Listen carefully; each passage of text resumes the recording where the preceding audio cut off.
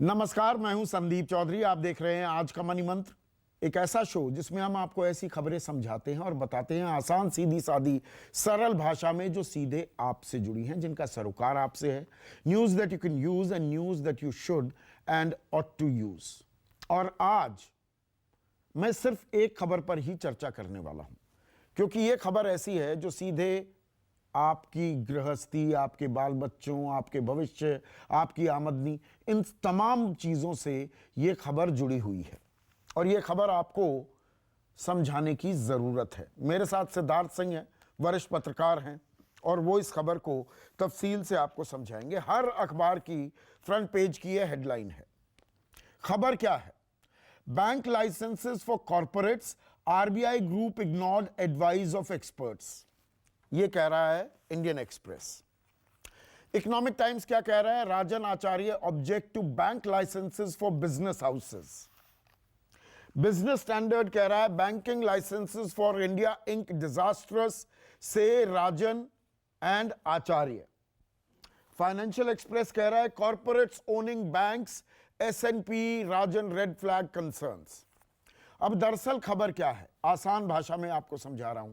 जो बड़े बड़े औद्योगिक घराने हैं, वो अंबानी हो, अडानी हो, सुनील भारती मित्तल हो, बजाज हो, यानी कि रतन बजाज या राजीव बजाज, अब ये अपना बैंक बना सकेंगे। बना सकेंगे क्या? ये प्रपोजल है। इस प्रपोजल को आरबीआई ने स्वीकृति दे दी है, लेकिन अब ये पता लगा है कि जो इंटरनल वर्किंग ग्रुप था आरबीआई का, उसमें से एक व्यक्ति को छोड़कर सबने कहा ऐसा करोगे तो बहुत नुकसान हो जाएगा, बड़ा डिजास्टरस होगा ये भारतीय अर्थव्यवस्था के लिए। अब एक एक पहलू को हम आपको समझाने की कोशिश करेंगे। तो सिद्धार्थ, अब आरबीआई का ये प्रपोजल है, अभी ये कंफर्म नहीं है, अभी इसको अमली जामा पहनाया जाना बाकी है, लेकिन खबर क्या है? आसान भाषा में समझाइए, क्या मायने हैं कि भाई औद्योगिक घराने अपना बैंक खोल सकेंगे? हाँ संदीप, देखिए, हिंदुस्तान में इस बात को लेके बहुत सालों से, मतलब या दशकों से हम कहें कि ये एक डिबेट का मुद्दा रहा है कि क्या इस देश के जो बिजनेसमैन हैं, बड़े जो कॉरपोरेट घराने हैं, उनको बैंक ओन कर या बैंक जो है चलाने की भी अनुमति होनी चाहिए या नहीं होनी चाहिए। जैसे कि आपका रिलायंस ग्रुप है, या जैसे आपका बिरला हैं, या इस टाटाज़ हैं, तो इस तरह के, लेकिन को इनका समय-समय पर इस बात पर जो है एक डिबेट होती रही है कि क्या ऐसे घरानों को भी बैंक्स की चलाने की परमिशन होनी चाहिए। और आज की स्थिति तो यही है संदीप, कि मतलब हम किसी भी एक व्यक्ति को 15% से ज़्यादा किसी भी बैंक में उसकी हिस्सेदारी हो अगर है, तो उसको हम अलाउ नहीं करते हैं। अभी जैसे कि पीछे एक बहुत बड़ा मुद्दा काफ़ी दिन जो चला, मतलब आरबीआई को काफ़ी इसमें मशक्कत करनी पड़ी। कोटक महिंद्रा बैंक का एक बहुत बड़ा एग्ज़ाम्पल है हम लोगों के सामने। उदय कोटक, जिनको बोला गया था कि आप चरणबद्ध तरीके से अपने बैंक में अपनी हिस्सेदारी को नीचे ले आएँ, और वो उनको ये कहा गया था कि आप 15% के आस-पास अपनी हिस्सेदारी ले आएँ।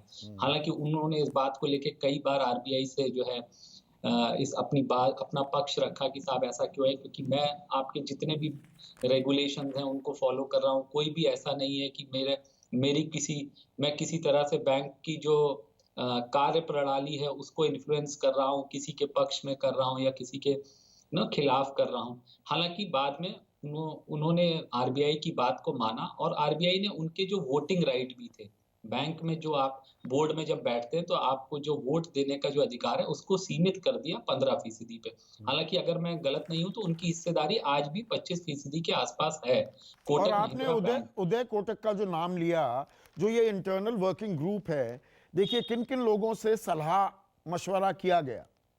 उसमें बहराम वकील हैं, अभिजर दीवानजी हैं, संजय नायर हैं, सीईओ केकेआर इंडिया के, Uday Kotak MD and CEO of Kotak Mahindra Bank, Chandrashekhar Ghosh MD CEO Bandhan Bank, PN Vasudevan MD CEO Equitas. ये तमाम लोग कह रहे हैं कि नहीं होना चाहिए ऐसा। हाँ, और ये संजय नायर भी सिटी बैंक चलाते थे पहले, हिंदुस्तान में हाँ, सिटी बैंक को रिप्रेज़ेंट करते थे। संजय हाँ, नायर भी बैंकिंग का एक बड़ा नाम है। और संदीप, देखिए, ये इश्यू डिबेट का है। हालाँकि मैं आपको एक बात बोलूँ मुझे लगता है ये एक सरकार के अंदर एक पक्ष था जो इस बात को मानता है कि अगर बड़े कॉर्पोरेट हाउसेस या बड़े जो उद्योग घराने अगर वो बैंक ओन करेंगे तो शायद बैंक को चलाने के लिए जो पूंजी चाहिए या जो हम लोग कहते हैं ना कि हिंदुस्तान के बैंक्स जो हैं अभी बड़े बैंक हमारे पास बड़े मतलब विश्व स्तर के जो वर्ल्ड स्टैंडर्ड्स के बैंक नहीं है बहुत हमारे जो बैंक है बहुत नीचे आते हैं अगर हम वर्ल्ड स्टैंडर्ड्स की बात करें तो शायद उसका एक जो पक्ष है वो सिर्फ यही है कि चूंकि अगर उद्योग घराना होगा कोई बड़ा उद्योग बिजनेस हाउस होगा संदीप तो वो उसके पास वो कैपिटल इन्वेस्ट करने के लिए उस बैंक में जो उसकी कैपेसिटी होगी वो बहुत ज्यादा होगी क्योंकि नहीं, पर उसमें अल्टीमेटली सवाल ये उठेगा ना, फर्ज कीजिए मैं एक बड़ा औद्योगिक घराना हूं, मैं बैंक खोल लेता हूं। अब बैंक का काम होता है भाई कर्ज देना, लेंडिंग करेगा। मैं लेंडिंग अपनी ही कंपनियों, और मेरे 10 कंपनियां हैं, मैं उन कंपनियों को लेंडिंग करूंगा, बैंक मेरा, वो कंपनियां भी मेरी। अब वहीं पर रूटिंग हो रही है, मेरी कंपनियों को मेरा ही बैंक कैसे मना कर देगा? और हो सकता है नहीं वहां पर बड़ा घाटा होने का अंदेशा हो, वहां पर नहीं एनपीए बिल्कुल कन्वर्ट होने का अंदेशा हो। नहीं संदीप आपकी बात बहुत वाजिब है और देखिए अब अगर हम लोग गौर करें ये जो इंटरनल वर्किंग ग्रुप है जो आरबीआई का जिसने ये रिपोर्ट दी है एक तो अब इन चीजों पे भी मुझे लगता है और क्लैरिफिकेशंस आएंगे कि अगर बाकी कमेटी मेंबर्स जो बाकी सदस्य थे उनका अगर इस बात पर आपत्ति थी कि अगर हमें ऐसा नहीं करना चाहिए कि औद्योगिक घरानों को जो है बैंक खोलने की अनुमति देनी चाहिए तो पता नहीं ये रिपोर्ट ऐसे बनी कैसे क्योंकि अगर उनके ऑब्जेक्शंस भी जरूर उसमें दर्ज कराए गए होंगे और देखिए दो बड़े लोग मतलब रघुराम राजन जो कुछ साल पहले ही आरबीआई के आरबीआई गवर्नर के थे गवर्नर, हाँ। और वीरल आचार्य मतलब वो भी डिप्टी गवर्नर थे हम्म। मैक्रो इकोनॉमी पूरा देखते थे और दोनों बड़े नाम है दोनों ने अपने आप को अपने जीवन काल में मतलब प्रूव किया है हम्म। रघुराम राजन को किसी के मतलब परिचय के मोहताज नहीं है वो आरबीआई हम्म। गवर्नर होने के पहले भी लोग उन्हें जानते थे हम्म। और इसी बात के लिए जानते थे उन्होंने यूएस में जो क्राइसिस आई थी तो उन्होंने ही उसके बारे में सबसे पहले लिखा था 2008 और वो वाला सब बात प्राइम क्राइसिस जी जो था, जी जी। सब प्राइम क्राइसिस के बारे में रघुराम राजन ने रेड फ्लैग किया था और जब किया था तो लोगों ने उनको बहुत सीरियसली नहीं लिया था लेकिन हम्म। उसके बाद जब वो सत्य हुई उनकी बात उसके बाद राजन का मतलब एक अर्थशास्त्रियों में एक कद बहुत बड़ा कद है और उन्होंने एज आरबीआई गवर्नर हमारे बैंकिंग रेगुलेशन हमारे बैंकिंग सिस्टम को मतलब बहुत करीब से देखा होगा तो अगर वो इस बात पर जो है अगर ऑब्जेक्शन कर रहे हैं तो जरूर उसके पीछे कोई ना कोई मुझे लगता है मेरिट होगी और संदीप नहीं, वो देखिए सीधे सीधे किसी दो चीजों को रेड फ्लैग कर रहे हैं कि जी एक सर तो कनेक्टेड लेंडिंग हो जाएगी, कि मैं अपनी कंपनियों को ही बढ़ावा देने लगूंगा। अब उसको कौन देखेगा, उनकी बुक्स को कौन जांचेगा? भैया बैंक मेरा, कंपनियां मेरी।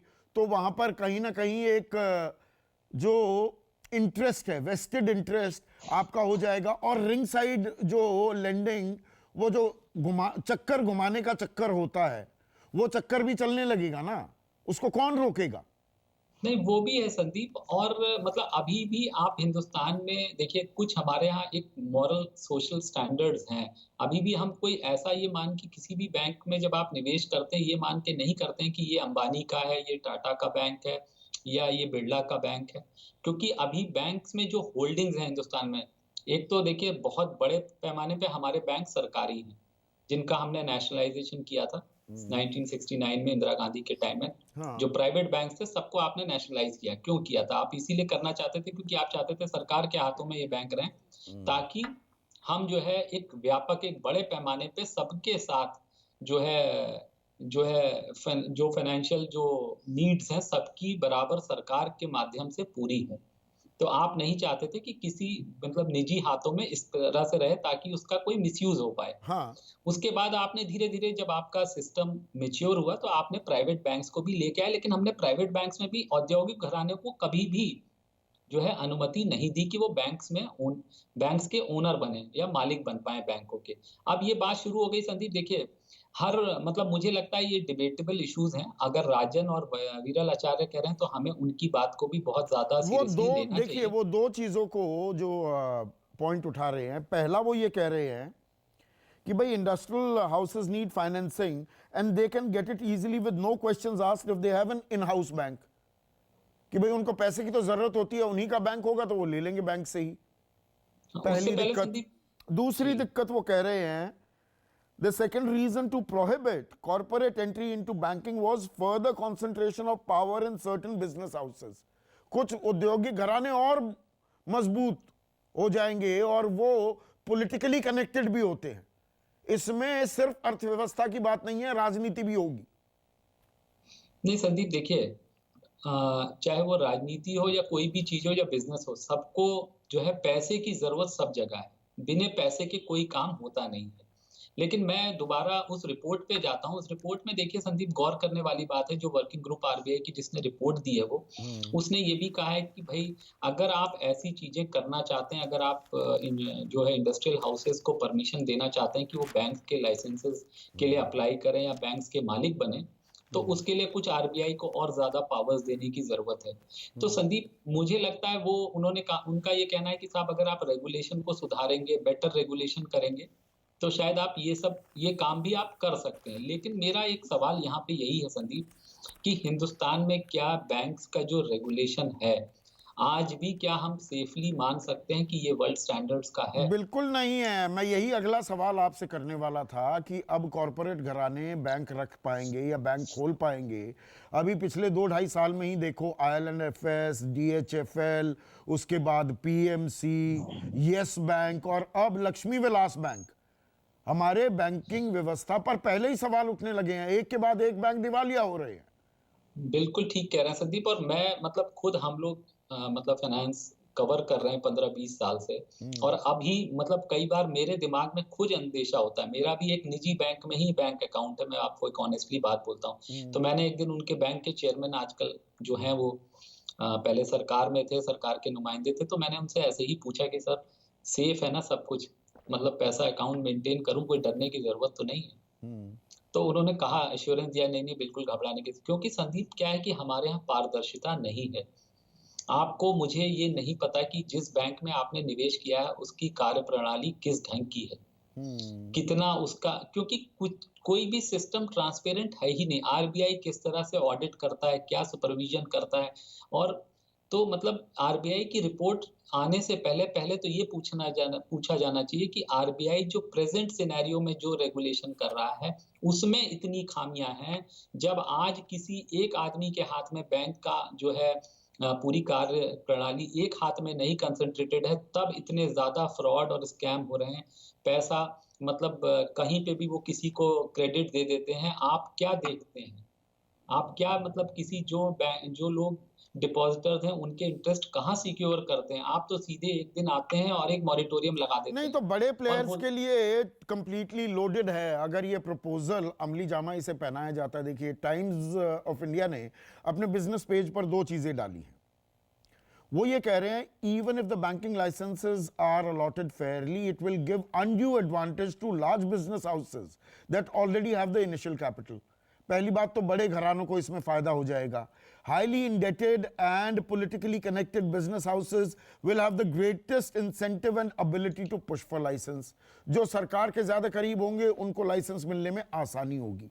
ये आशंकाएं जाहिर की जा रही हैं। ये संदीप दोनों बातें जो रघुराम राजन और वीरल आचार्य ने जो कल अपना एक लेख लिखा है, इन दोनों बातों का जिक्र उन्हीं लोगों ने किया है, उन्हीं दोनों लोगों ने किया है। बिल्कुल। और एक और बात है, वो इसको खतरनाक इसलिए भी मानते हैं क्योंकि देखिए अगर आपकी पॉलिटिकल साठगांठ है, आप बड़े इंडस्ट्रियल हाउस है, तो ऑब्वियस है ना कि आप इन्फ्लुएंस कर पाएंगे। आपके पास ऑलरेडी पूंजी है, आपके पास ऑलरेडी पैसा है, और आप मुझे कहीं भी मुझे आउटबिड कर देंगे। अगर मैं लाइसेंस के लिए अप्लाई कर रहा हूँ 10 लोग, तो भाई क्राइटेरिया क्या होगा? जिसके पास जो सबसे ज्यादा फाइनेंशियली वायबल है, फाइनेंशियली जो सबसे ज्यादा जिसके पास ताकत है या संसाधन है, तो उसी को मिलेगा ना लाइसेंस। और यहाँ पर एक और बात है, half of the NBFCs which qualify for bank licence are corporate owned, जो नॉन बैंकिंग फाइनेंशियल कंपनीज हैं।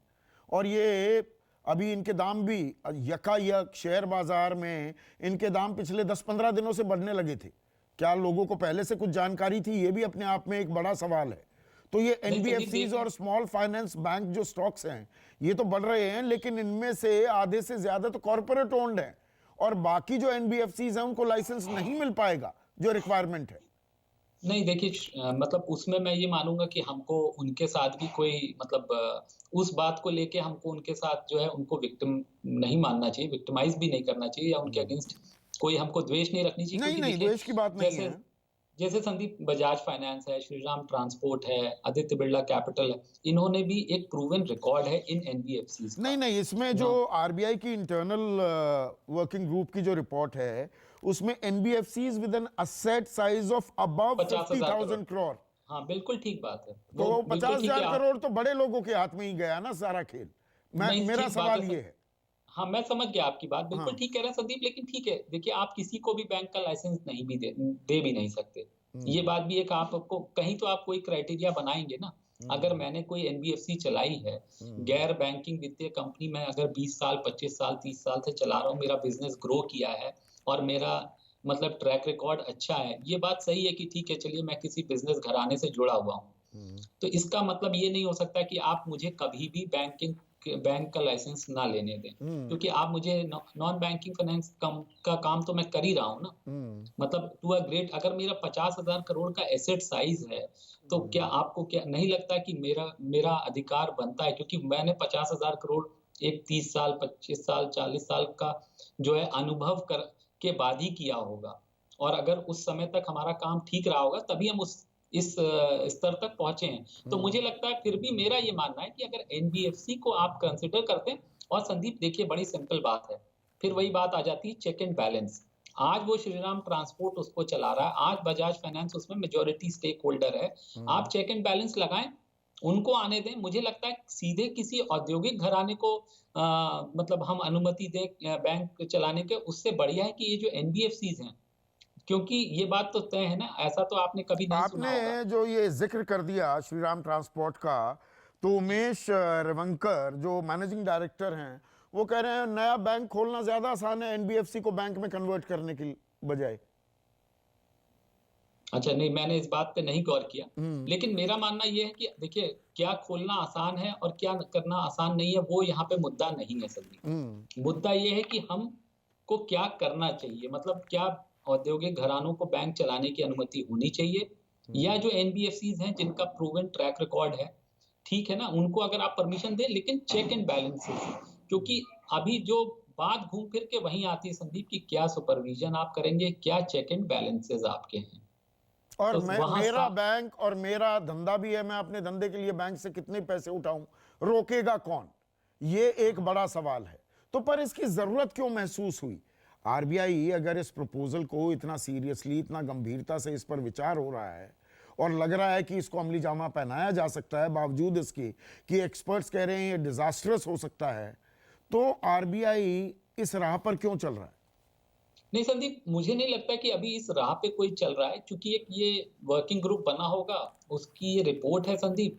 और कई बार क्या होता है, अगर आपको किसी आइडिया को आगे नहीं बढ़ाना है, तो आप उस आइडिया को छोड़ देते हैं पब्लिक डोमेन में, और संदीप उस पे डिबेट एक शुरू हो जाती है, और इस पर आप देख रहे हैं कितनी फियर्स डिबेट हो रही है।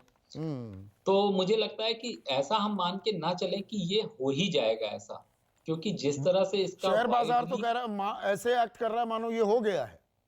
संदीप, शेयर बाजार को आप भी जानते हैं, हम भी जानते हैं, 2 दिन लोग कुछ लोग पैसे डालेंगे, बना के निकल जाएँगे अपने पैसे। जो हाँ। और जो एक आम आदमी है, अल्टीमेटली किसको नुकसान होता है? जो एक आम निवेशक है। कभी आपने सुना है कि झुनझुनवाला, राकेश झुनझुनवाला टाइप जो बड़े लोग हैं, तो जो बड़े उन लोगों को तो ऐसा होता नहीं है। तो संदीप, हम ये मान के ना चलें कि ये हो ही जाएगा।